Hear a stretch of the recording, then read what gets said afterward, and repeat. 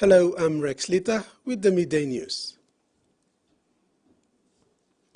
USAID has teamed up with clean energy company Energy Global to launch a solar mini-grid system in Papua New Guinea's central province. With an extra $1.2 million funding, this partnership aims to connect 800 households and 30 businesses, providing electricity for at least 4,800 individuals. Administrator Samantha Power made the announcement following her visit to the Morata settlement area, where she discussed the transformative potential of improved energy access. This initiative is a part of USAID's ERGE Fund, leveraging private sector engagement to address global challenges.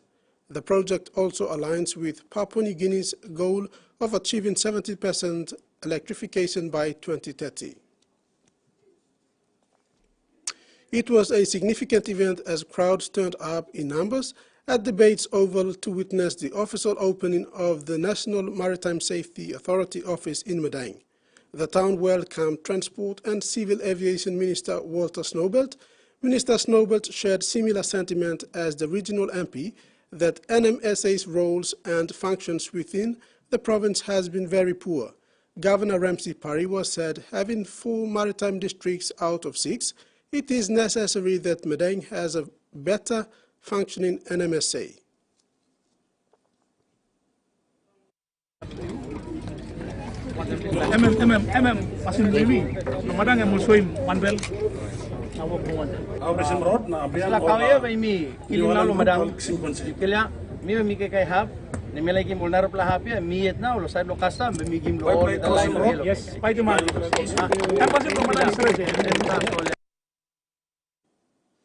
The Bougainville Youth Federation has received a new 2.1 million kina grant to strengthen organizational capacity and develop regional youth networks in Bougainville.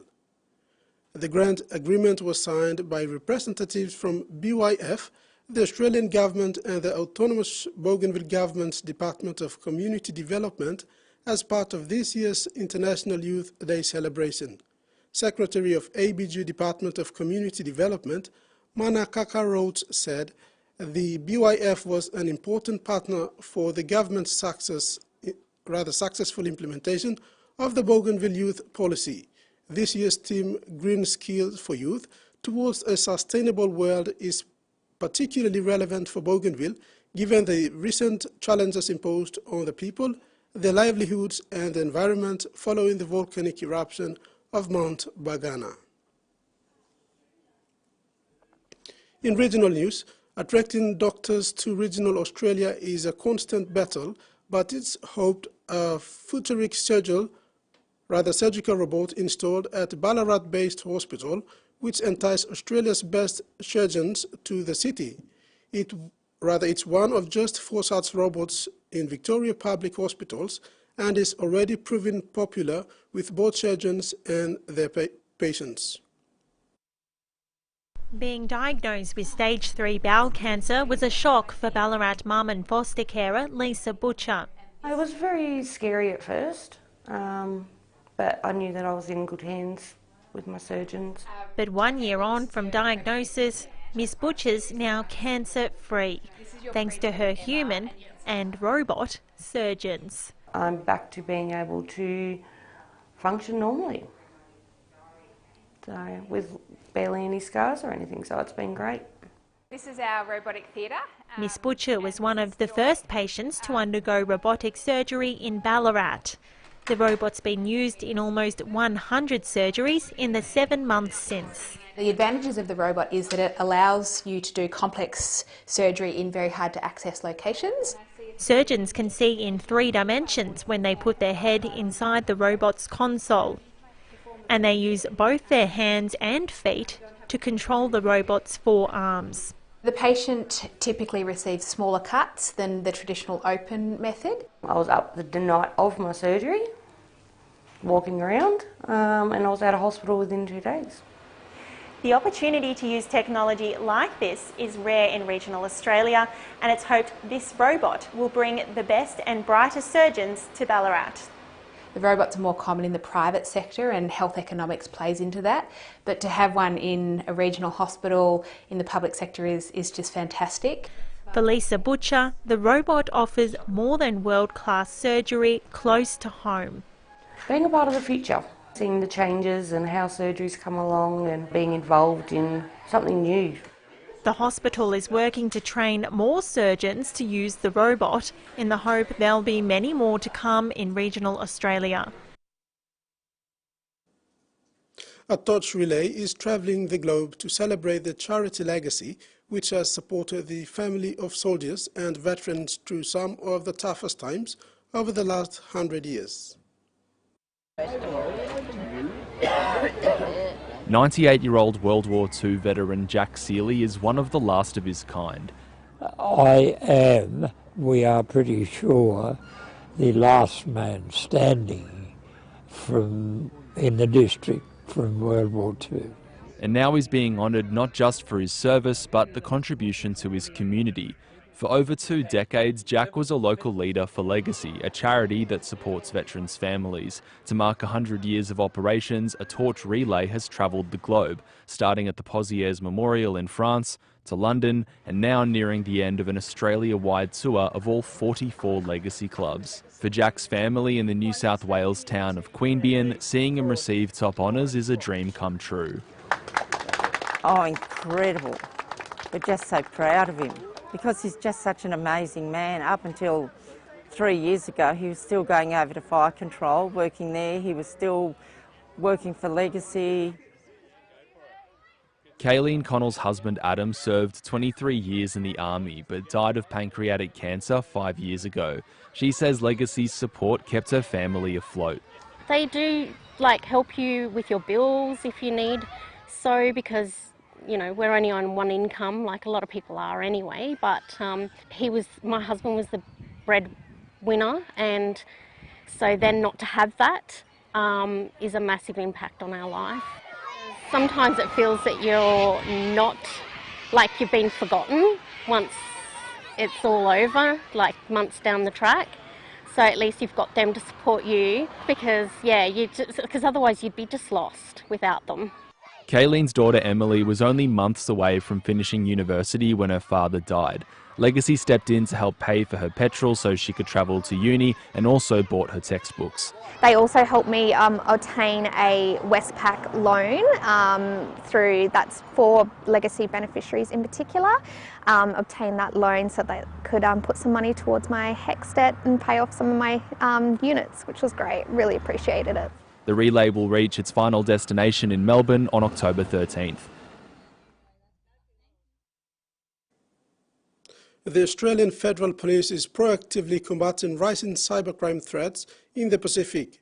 The Cyber Safety Pacific Initiative, in partnership with Pacific Islands Chiefs of Police, equips Pacific Police with cybercrime investigation skills and safety education, with training across Pacific nations including Vanuatu, Kiribati, Fiji, Nauru and Samoa.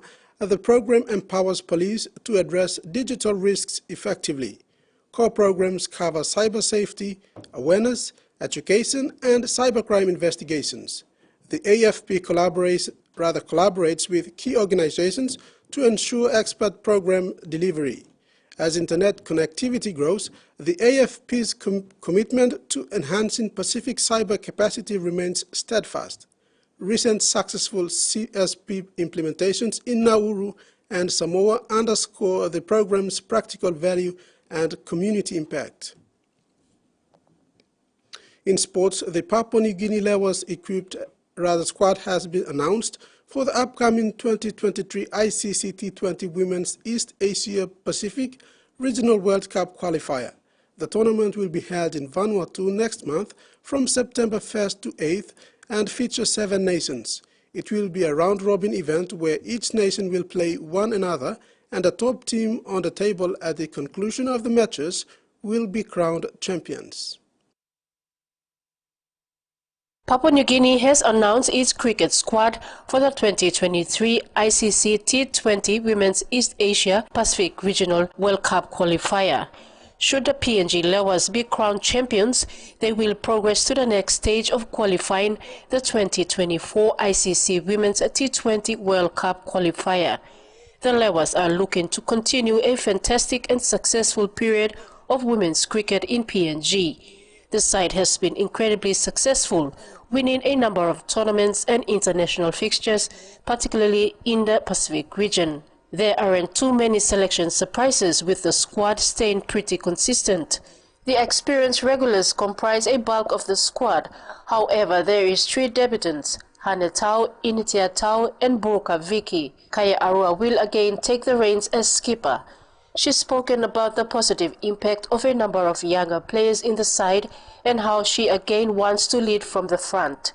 The Lewas are truly the pin-up team of PNG cricket with a current world ranking of 11th. Susan Oriape, TV1 Sports. The defending champions in the Pepsi Capital Rugby Union competition, Harlequins are through to the grand final in the Premier Division after defeating Defence 14-12 over the weekend. Defence had enough opportunities to put points, but poor discipline let them down. Harlequins were in the grind and came out with the win. The fancied Harlequins remain in the match, both in attack and in defence. They were well prepared for this match. Their big game experience proved crucial as they hold off the opponent, who were pretty much the favourite to win this match. The Harleys took advantage of the opportunities and converted them into points which defence had failed to do. This saw the Harlequins converted 3 out of 5 conversions to go along with their unconverted try to finish on 14 points. Defence lost its composure and were put under enormous scoreboard pressure. This forced them to cause uncharacteristic errors, although there were some glimpses of winning the match. The defence won the ruck and was also great through the middle, but the opposition was equally strong in defence to contain the middle ruck. Defence bows out from the finals, and Harlequins will now defend its cup title. Harlequins will now meet Brothers in the grand final, a rematch of last year's grand final.